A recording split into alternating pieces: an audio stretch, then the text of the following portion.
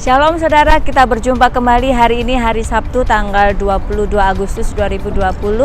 Renungan harian Mesbah Keluarga GBI Kristus Air Hidup dengan tema kita hari ini diberkati Tuhan, taat dan menabur.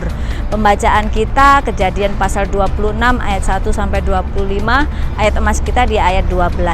Maka menaburlah Ishak di tanah itu, dan dalam tahun itu juga ia mendapat hasil 100 kali lipat, sebab ia diberkati Tuhan. Semua orang pasti ingin hidupnya diberkati oleh Tuhan, tapi tak semua orang mau membayar harga untuk mendapatkan janji Tuhan.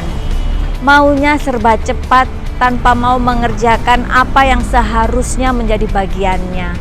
Bagian Tuhan adalah memberkati dan menggenapi janjinya, sedangkan bagian kita adalah taat melakukan kehendak Tuhan.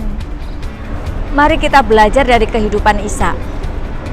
Ketika terjadi kelaparan yang hebat di negerinya, Ishak diperintahkan Tuhan untuk tidak pergi ke Mesir, tetapi tetap tinggal di negeri orang Filistin sebagai orang asing. Sementara banyak yang berusaha untuk mencari pertolongan ke Mesir. Mesir berbicara tentang dunia atau orang yang bisa dibanggakan dan diandalkan. Terkutuklah orang yang mengandalkan manusia, yang membanggakan kekuatannya sendiri, dan yang hatinya menjauh daripada Tuhan. Ketika mengalami masalah yang berat, banyak orang menjadi tertekan dan kehilangan pengharapan. Mereka mulai ragu akan kuasa Tuhan dan tidak sabar menantikan pertolongan Tuhan. Mereka terus mencari pertolongan instan di luar Tuhan, mencari pertolongan kepada dunia atau manusia. Ketika sedang dalam pergumulan hidup yang berat, haruslah kita semakin mendekat kepada Tuhan, mencari wajahnya, dan tetap taat. Ketika diperintahkan Tuhan untuk tidak pergi ke Mesir, Ishak taat. Bahkan di tengah kelaparan yang begitu hebat, Tuhan justru mengajarkan Ishak untuk menabur. Suatu perintah yang sangat tidak masuk akal. Namun Ishak melakukan yang Tuhan perintahkan, dan ketaatan inilah yang menjadi pembuka pintu berkat.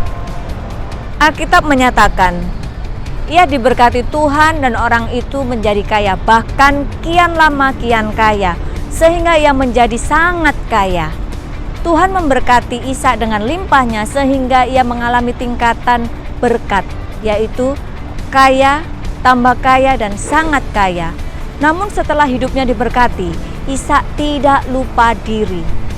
Sesudah itu Ishak mendirikan mezbah di situ dan memanggil nama Tuhan. Ishak menjadikan Tuhan sebagai yang terutama dalam hidupnya. Mari saudara, kita pasti mengalami berkat-berkat Tuhan ketika kita taat melakukan kehendak Tuhan, mau menabur dan menjadikan Tuhan sebagai prioritas utama hidup kita. Mari kita renungkan firman Tuhan hari ini. Tuhan Yesus memberkati.